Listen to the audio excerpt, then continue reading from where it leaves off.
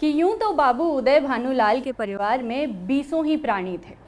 कोई ममेरा भाई था, कोई फुफेरा, कोई भांजा था, कोई भतीजा, लेकिन यहाँ हमें उनसे कोई प्रयोजन नहीं। वह अच्छे वकील थे, लक्ष्मी प्रसन्न थी और छंद के दरिद्र प्राणियों को आश्रय देना उनका कर्तव्य ही था।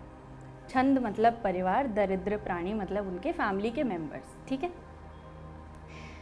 हमारा संबंध तो केवल उनकी कन्याओं से है, जिनमें बड़ी का नाम निर्मला और छोटी का कृष्णा था। अभी कल तक दोनों साथ साथ गुड़िया खेलती थी। निर्मला का 15वां साल था, कृष्णा का 10वां। फिर भी उनके स्वभाव में कोई विशेष अंतर नहीं था। दोनों चंचल, खिलाड़िन और सैर तमाशे पर जान देती थी। दोनों गुड़िया का धूमधाम से ब्याह कराती थी, सदा काम से जी चुराती थी। माँ पुकारती रहती थी, पर दोनों कोठे पर छिपी बैठी रहती थी कि ना जाने किस काम के लिए बुलाती है माँ। दोनों अपने भाइयों से लड़ती थी, नौकरों को डांटती थी और बाजे की आवाज़ सुनते ही द्वार पर खड़ी हो जाती थी। पर आज एकाएक एक ऐसी बात हो गई जिसने बड़ी को बड़ी और छोटी को और छोटी बना दिया। कृष्णा वही है, पर निर्मला गंभीर, एकांत प्रिय और लज्जाशील हो गई। इधर महीनों से बाबू उदय भानुलाल निर्मला के विवाह की बातचीत कर रहे थे। आज उनकी मेहनत ठिकाने लगी है। बाबू भालचंद्र सिन्हा के ज्येष्ठ पुत्र भुवन मोहन सिन्हा से बात पक्की हो गई है। वर के पिता ने कह दिया है कि आपकी खुशी से दहेज दें या ना दें, मुझे इसकी परवाह नहीं। हाँ, बारात में जो लोग जाएं उनका आदर सत्कार अच्छी तरह से होना चाहिए, जिससे मेरी और आपकी जग हंसाई ना हो। बाबू उदय भानुलाल थे तो वकील, पर संचय करना ना जानते थे। संचय का मतलब होता है कुछ भी अपने फ्यूचर के लिए सेव करना, है ना। कि वैसे तो वो पेशे से वकील थे बाबू उदय भानुलाल, लेकिन उनको सेविंग्स करना नहीं आता था, ठीक है। तो बाबू उदय भानुलाल थे तो वकील, पर संचय करना ना जानते थे। दहेज उनके सामने कठिन समस्या थी। इसीलिए जब वर के पिता ने स्वयं कह दिया कि मुझे दहेज की परवाह नहीं, तो मानो उन्हें आंखें मिल गई। डरते थे, न जाने किस किस के सामने हाथ फैलाना पड़े। 2-3 महाजनों को ठीक कर रखा था। उनका अनुमान था कि हाथ रोकने पर भी 20,000 से कम खर्च ना होंगे। यह आश्वासन पाकर खुशी के मारे फूले ना समाये कि दहेज नहीं देना पड़ेगा। इसी सूचना ने बालिका को मुंह ढांक कर एक कोने में बिठा रखा था। उसके हृदय में एक विचित्र शंका समा गई है। रोम रोम में एक अज्ञात भय का संचार हो गया है कि ना जाने क्या होगा। उसके मन में वे उमंगें नहीं हैं जो युवतियों की आंखों में तिरछी चितवन बनकर, होठों पर मधुर हास्य बनकर और अंगों में आलस्य बनकर प्रकट होती हैं। नहीं, वहाँ अभिलाषा नहीं है। वहाँ केवल शंकाएं, चिंताएं और भीरू कल्पनाएं हैं। यौवन का अभी पूर्ण प्रकाश नहीं हुआ है। कृष्णा कुछ कुछ जानती थी, कुछ कुछ नहीं जानती थी। बहन को अच्छे अच्छे गहने मिलेंगे, दरवाजे पर बाजे बजेंगे, मेहमान आएंगे, नाच गाना होगा, यह जानकर प्रसन्न है कृष्णा। और यह भी जानती है कि बहन सबसे गले मिलकर रोएगी, यहाँ से रो धोकर विदा हो जाएगी। मैं अकेली रह जाऊंगी, यह जानकर दुखी है कि वो अकेली रह जाएगी। पर यह नहीं जानती कि यह सब किस लिए हो रहा है। बहन ने तो किसी को कुछ नहीं कहा, किसी से लड़ाई नहीं की। क्या इसी तरह एक दिन ये लोग मुझे भी निकाल देंगे? मैं भी इसी तरह कोने में बैठकर रोऊंगी और किसी को मुझ पर दया ना आएगी। इसीलिए कृष्णा डरी हुई है। संध्या का समय था। निर्मला छत पर जाकर अकेली बैठी आकाश की ओर त्रिषित नेत्रों से ताक रही थी। त्रिषित का मतलब होता है बेसिकली प्यासी, है ना, थर्स्टी। कि निर्मला बैठी हुई है और वो आसमान की तरफ ऐसी प्यासी निगाहों से देख रही है कि उसकी आंखों में कुछ डिज़ायर्स है, कुछ चाहती है वो। कि संध्या का समय था। निर्मला छत पर जाकर अकेली बैठी आकाश की ओर त्रिषित नेत्रों से ताक रही थी। ऐसा मन होता था कि पंख होते तो वह उड़ जाती और इन सारे झंझटों से छूट जाती। इस समय बहुधा दोनों बहनें कहीं सैर करने जाया करती थी। बग्गी खाली न होती तो बगीचे में टहला करती। इसीलिए कृष्णा उसे खोजती फिरती थी।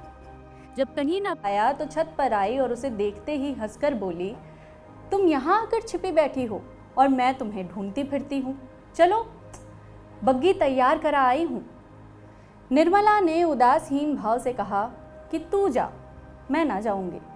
तो कृष्णा बोली कि नहीं मेरी अच्छी दीदी, आज ज़रूर चलो, देखो कैसी ठंडी ठंडी हवा चल रही है।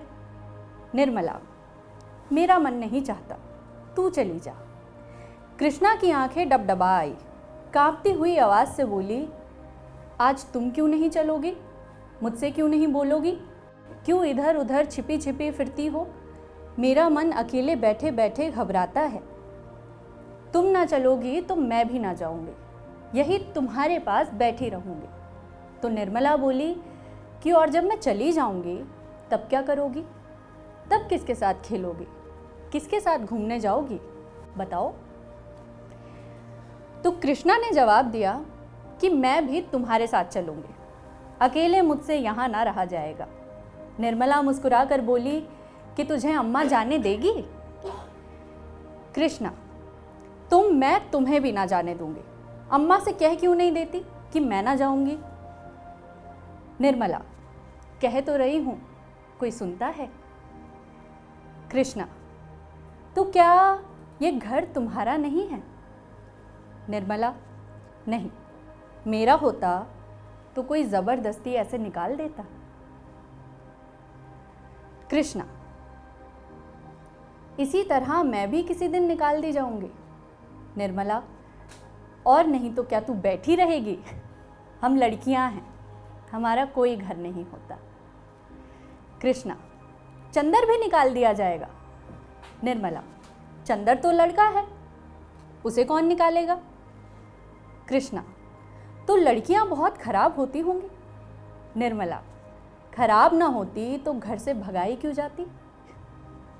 कृष्णा, चंदर इतना बदमाश है, उसे कोई नहीं भगाता। कि चंदर इतना बदमाश है, उसे कोई नहीं भगाता।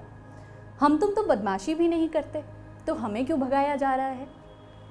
एकाएक चंदर धम धम करता छत पर आ पहुंचा और निर्मला को देखकर बोला, अच्छा आप यहाँ बैठी हैं? ओहो, अब तो बाजे बजेंगे, दीदी दुल्हन बनेगी, पालकी पर चढ़ेगी। ओहो। चंदर का पूरा नाम चंद्रभान सिन्हा था। निर्मला से 3 साल छोटा और कृष्णा से 2 साल बड़ा था। निर्मला, चंदर, मुझे चिढ़ाओगे तो अभी जाकर अम्मा से कह दूंगी। चंदर, तो चिढ़ती क्यों हो? तुम भी बाजे सुनना। ओहो, अब आप दुल्हन बनेंगी। किशनी, बाजे सुनेगी ना? वैसे बाजे तूने कभी ना सुने होंगे।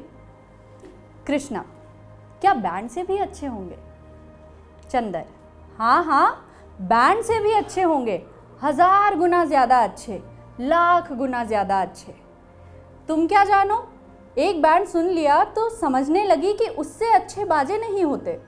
बाजे बजाने वाले लाल लाल वर्दियाँ और काली काली टोपियाँ पहने होंगे, ऐसे खूबसूरत मालूम होंगे कि तुमसे क्या कहूँ।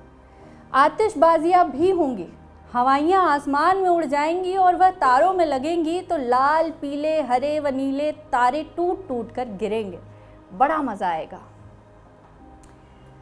कृष्णा, और क्या क्या होगा बंदर, बता मेरे भैया। चंदर, मेरे साथ घूमने चल, तो रास्ते में सारी बातें बता दूंगा। ऐसे ऐसे तमाशे होंगे कि देखकर तेरी आंखें खुल जाएंगी। हवा में उड़ती हुई परियां होंगी, सचमुच की परियां। कृष्णा, अच्छा चलो, लेकिन ना बताओगे तो मारूंगी। चंद्रभान और कृष्णा चले, पर निर्मला अकेले बैठी रह गई। कृष्णा के चले जाने से इस समय उसे बड़ा दुख हुआ। कृष्णा, जिसे वो प्राणों से भी अधिक प्यार करती थी, आज इतनी निष्ठुर हो गई, अकेली छोड़कर चली गई। बात कोई ना थी, लेकिन दुखी दिल दुखती हुई आंख है, जिसमें हवा से भी पीड़ा होती है। कि दुखी दिल दुखती हुई आंख है जिसमें हवा से भी पीड़ा होती है। निर्मला बड़ी देर तक रोती रही, अकेली बैठी बैठी। भाई बहन माता पिता सभी इस भांति भूल जाएंगे कि सबकी आंखें फिर कभी उसकी तरफ नहीं मुड़ेंगी। शायद इन्हें देखने को भी तरस जाऊं, ऐसा सोचती रही निर्मला। बाग में फूल खिले हुए थे, मीठे मीठे सुगंध आ रही थी। चैत की शीतल मंद समीर चल रही थी। आकाश में तारे छिटके हुए थे। निर्मला इन्हीं शोकमय विचारों में पड़ी पड़ी सो गई और आंख लगते ही उसका मन सपनों के देश में विचरने लगा। क्या देखती है कि सामने एक नदी लहरें मार रही है और वह नदी के किनारे नाव की बाट देख रही है। संध्या का समय है। अंधेरा किसी भयंकर जंतु की भांति बढ़ता चला आता है। वह घोर चिंता में पड़ी हुई है कि कैसे नदी पार होगी, कैसे घर पहुंचूंगी। रो रही है कि रात ना हो जाए, नहीं तो मैं अकेले यहाँ कैसे रहूंगी। एकाएक उसे एक सुंदर नौका घाट की ओर आती दिखाई देती है। वह खुशी से उछल पड़ती है और जो ही नाव के पटरे पर पैर रखना चाहती है, उसका मल्लाह बोल उठता है कि तेरे लिए यहाँ जगह नहीं है। वह मल्लाह की खुशामद करती है, उसके पैरों पड़ती है, रोती है, लेकिन वो कहे जाता है कि तेरे लिए यहाँ जगह नहीं है। एक क्षण में नाव खुल जाती है। वह चिल्ला चिल्ला कर रोने लगती है। नदी के निर्जन तट पर रात भर कैसे रहेगी, यह सोच वह नदी में कूदकर उस नाव को पकड़ना चाहती है कि इतने में कहीं से आवाज़ आती है कि ठहरो ठहरो, नदी गहरी है, डूब जाओगी। वह नाव तुम्हारे लिए नहीं है, मैं आता हूँ, मेरी नाव पर बैठ जाओ, मैं उसे पार पहुँचा दूंगा। यह भयभीत होकर इधर उधर देखती है कि यह आवाज़ कहाँ से आई। थोड़ी देर के बाद एक छोटी सी डोंगी आती दिखाई देती है। उसमें न पाल है, न पतवार, न मस्तूल। पेंदा फटा हुआ, तख्ते टूटे हुए, नाव में पानी भरा हुआ है और एक आदमी उसमें से पानी उलीच रहा है। यह तो टूटी है, यह कैसे पार लगेगी। मल्लाह कहता है, तुम्हारे लिए यही भेजी है, आकर बैठ जाओ। वह एक क्षण सोचती है कि इसमें कैसे बैठूं। अंत में वह यह निश्चय करती है कि बैठ जाती हूँ। यहाँ अकेली पड़ी रहने से नाव में बैठ जाना फिर भी बेहतर है। किसी भयंकर जंतु के पेट में जाने से तो यह अच्छा है कि नदी में डूब जाऊं। कौन जाने कि नाव पार पहुंच ही जाए। यही सोचकर वह प्राणों को मुट्ठी में लिए हुए नाव पर बैठ जाती है। कुछ देर तक नाव डगमगाती हुई चलती है, लेकिन प्रतिक्षण उसमें पानी भरता जाता है।